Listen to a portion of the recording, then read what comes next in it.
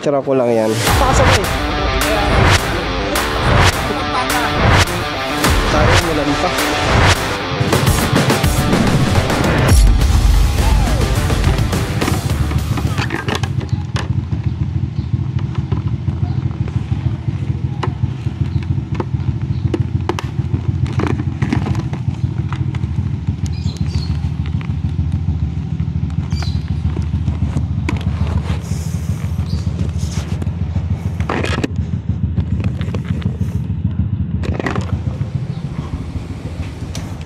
Alright, let's go.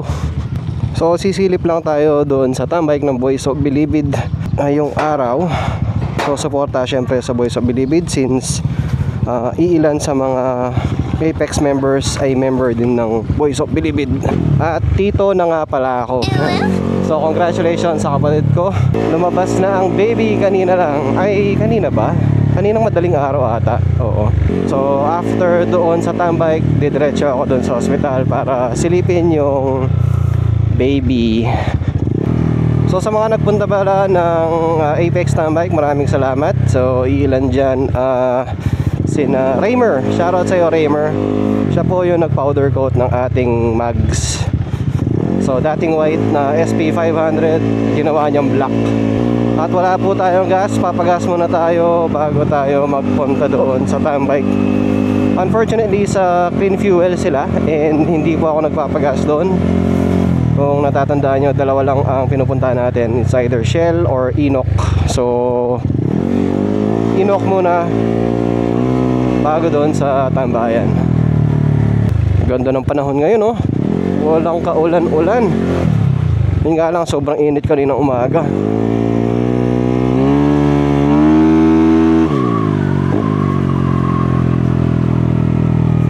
So hindi po dito sa Inok, doon na tayo sa papuntang Friendship. Doon sa Inok na yun, doon tayo papagas. Since doon din naman yung tambike, para mas malapit. Hindi ako pabalik-balik masyado.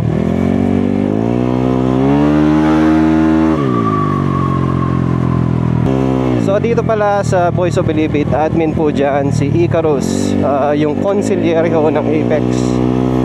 So kung natatandaan nyo ho, yung pinost natin, yung mga officers, mga officers ng Apex, 4 po yan. Si JC and si Icarus, yung consigliere or mga advisors natin, yan po yun. So ginamit kong term yung sa mga mafia movies or real life mafia, diba? Consigliere yung mga tawag doon. So yan yung mga trusted advisors. Tapos Sergeant at Arms natin ay si Mark at saka si Johnny. So shoutout sa inyo lahat, mga Apex. And lastly si Aldwin, secret ho. Secret ho ang role niyan. Kami lang ang dalawa nakakalam. Actually siya lang yata yung nakakalam sa ano niya, sa role niya. At saka abangan nyo guys, hopefully by end of September kami naman ang dadayo kay Boy Tampal. Siya naman papasyalan namin. Alright, traffic ata doon banda. Anong oras na ba? Ay oo, labasan ng mga ibang nagtatrabaho dito pala. Pero buti na lang hindi grabe ang traffic. Kasi usually hanggang doon hanggang sa likod ko umaabot yung traffic. Hindi pa rin nila natapos ginagawa to. Usapang kontraktor. Aray ko. Ano masasabi nyo pala doon guys sa mga kontraktor na nabalita? Ano ang opinion nyo doon sa mga lahat na issue na yan? Lahat na issue na yon. Wala lang, para lang may mapag-usapan tayo sa comment section, di ba? Mas gugustuhin nyo bang maging kontraktor o kung ano yung trabaho nyo ngayon? Pero yung outcome kasi niyan, pareho lang naman di ba? Lahat tayo gustong yumaman, magkaipon, makapundar ng kung ano-anong gamit, pero doon sa tamang paraan syempre. Ang daming tao dito. Ba, ito ata yung Boys of Bilibid ba't nandito sila? Op, yeah. Ba, saan kayo pupunta? Doon? Si Icarus pala to papagas muna ako. Saan kayo pupunta? Babsilon. Papagas lang ako. Nag-change menu sila. Buti na lang dumaan ako dito. Kung hindi ko sila makikita doon, no? Ayan, wala na akong gas, kaya kailangan pag-gas muna ako bago ang lahat.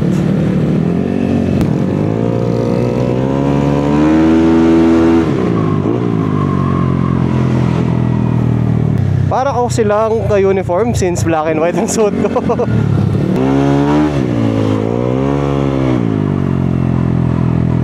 Nakihingalo na to sa gas. So pag-gas muna tayo bago ang lahat. Ayan po ang itsura ni Julia, di ba? Full tank 97. Ay wala, pati doon wala. Wala. 95 sige. Kaya wala. Tanggal na yan eh. Bakit kuya? Hindi na ako bintesa. Ha? Hindi po siya mapintata kaya tanggal. Ay, wait, lagi akong magpapagas din dyan ah. Napalitan ako ng diwat. Ha? Tira ko lang yan. Wala na yung 97. Hindi ko na sure maayos. Pupunta ka doon? Papsi? Oo nga. Iba pala yung pupuntahan, nakala ko dito sa Bilibid. Oh, mali ang daan natin. Baka ikot nga.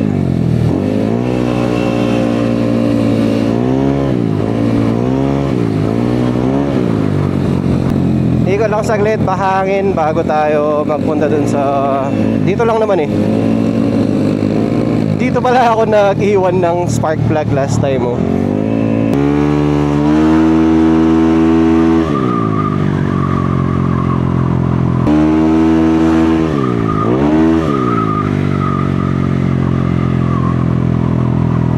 Hanap ako na, ayun, butas, sakto. Ayun, nandito na pala tayo.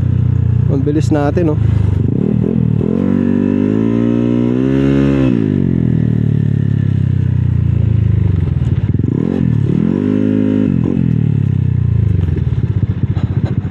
Daming tao. Ano daw? Kita kabila boss. Ha? Doon na lang? Saglit lang ako eh. Boss! Tingnan na dito na! Ha? Kasabay mo kanina! Alin? 40! Yan na kamiyo! Yan na kamiyo! Ha? Saan ko nakakasabay? Pogi kaya may camera oh. Pogi kayo. Dito lang sa highway. Tapos putang sa gas, di ba nagpagas ka? Nakasabay ko.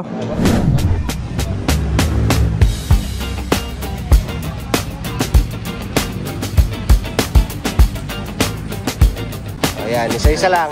Thank you boss!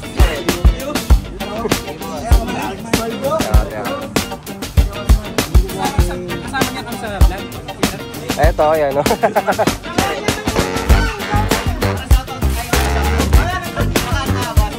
Eto, Paring Mark David. Thank you dito. si Mark? Sino pa ba? Okay na? Shoutout pala sa Boys of Sound City, Pampanga.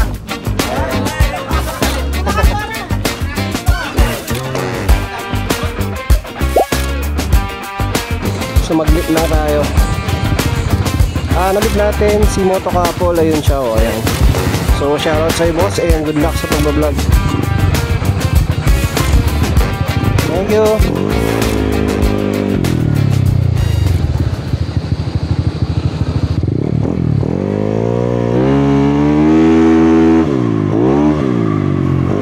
Shoutout pala ulit sa Active Sportswear. Suot po natin ang parang first edition na jersey natin. Ito, kita nyo ba? So yan, every month guys, maglalabas tayo ng, or mamimigay pala tayo ng mga jersey. So abang-abang lang lagi kayo sa live. And biglaan po ako nagpo-post. Hindi po planado. Diyan po natin makikita yung mga tunay na sumusubaybay sa atin. Siyempre pag biglaan tayo nagla-live or biglaang may post na ganito, ganyan. So pupunta lang tayong Sacred Heart dito sa may hospital. Ang inaalala ko lang syempre yung kung saan natin papark yung motor. Pero meron naman spot doon na safe eh. Sana lang may may pakante.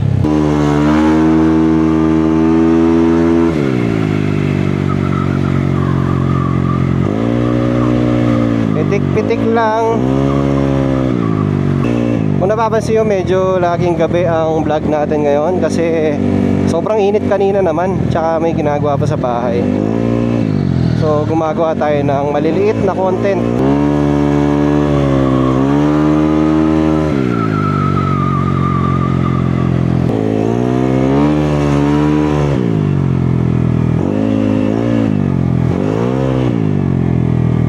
Mahirap iniiwanan yung motor kung saan saan, lalo na kung medyo may presyo na yung mga parts, diba? Okay, so tignan natin kung may mapaparkingan tayo dito. Kung wala, doon tayo sa Jollibee. Yun, may isa. Sakto. Kasya ba?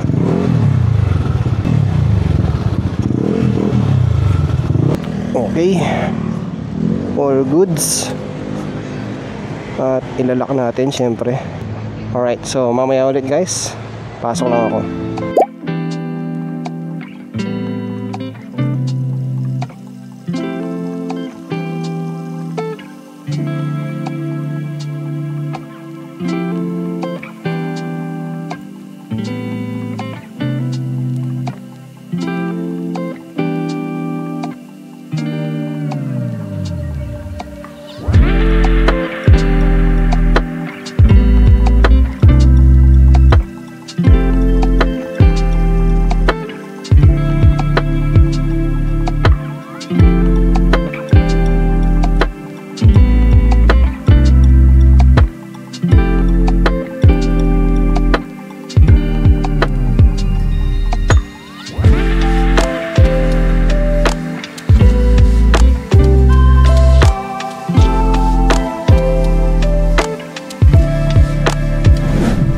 Okay guys, so pauwi na tayo. Pero bago tayo umuwi, ikot lang ako ng minsanan sa May Angeles. Buti na lang okay naman si Julia, goods naman.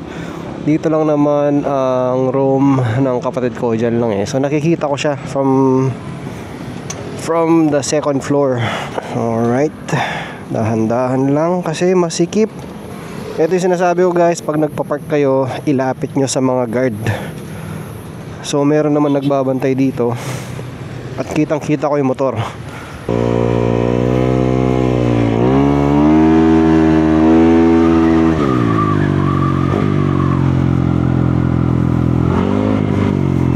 Yun, ang gagaling nilang sumingit oh.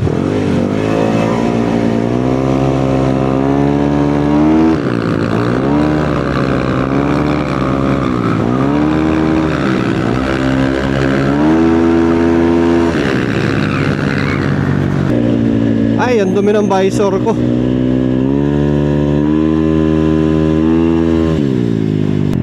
So dadaan tayo sa may pa-friendship na lang or sa Panings para ano siya, diretso lang yung daan natin. Tapos diretso, oh, yung pogi ng Giorno oh. Ganda ng Giorno niya.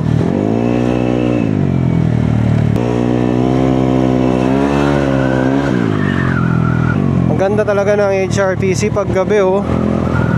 Ang ganda ng mga ilaw na linagay sa kanya. Dati kasi alam ko spotlight lang yung nakatutok dyan eh. Ngayon para silang, tamang tawag doon, parang floodlight, diba? Dito na lang ako dumaan.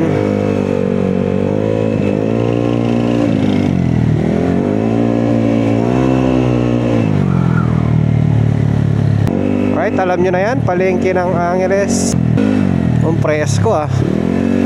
Kala ko sa akin yung ingay na yun. Nagulat ako ba? Ayun o ang ingay. Dinig nyo ba yun? Ano kaya yun? Parang dun sa motor no? Pipe niya ba yun? Nakalimutan ko yung salamin ko. Yung nakalimutan ko pala kanina. Kanina ko pa inaalala eh. Ngayon ko lang na-realize kasi gabi na. Tapos napupuwing ako. Yun yung purpose nun eh. Para hindi ko na sinasara tong visor ko. Uulan nga talaga mamaya. Ano yung maingay na yun? Okay lang kaya yung motor niya. Tayo. Tay ba to o Vans?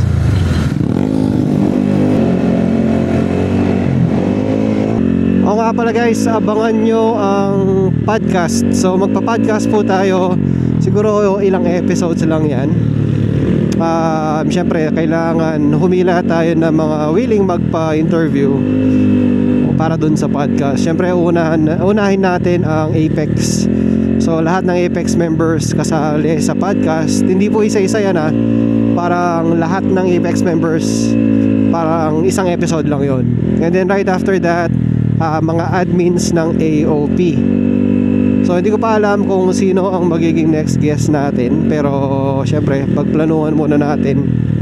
Possible si Blue Blur. Shoutout sa iyo, bossing. Or si Race Flow.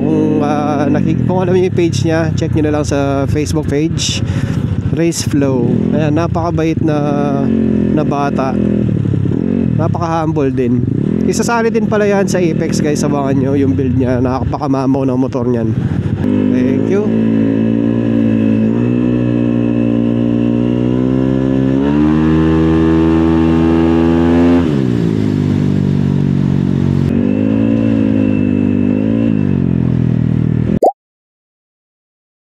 Nako, ayan na, kumikidlat na. Pero maaabutan naman natin yan. I mean, makakauwi tayo nang hindi umuulan. Lapit na rin naman tayo eh. Sa pagkakaalam ko, dito dapat ang parang tambike ng Bilibid, Boys of Bilibid, dito sa may Clean Fuel. Kaso nagselan daw sila, so kaya sila lumipat sa may Bapsilog. Feeling ko kaya nagselan mga yan dahil dun sa mga, siguro sa mga dating tumatambike tapos maiingay masyado yung motor. Feeling ko lang ha. Pero sana syempre sa mga ibang grupo na tumatambike, nakikigamit ng venue, syempre respect their rules. Kumbaga, syempre pumunta ka sa isang lugar, hindi naman nyo pag-aari, kailangan matino para nakakaulit kayo. Ayan na, lumilintik na nga. May patak na akong nararamdaman sa katawan ko. Bakit kaya siya hindi? Alright, bilisan natin, baka maabutan tayo.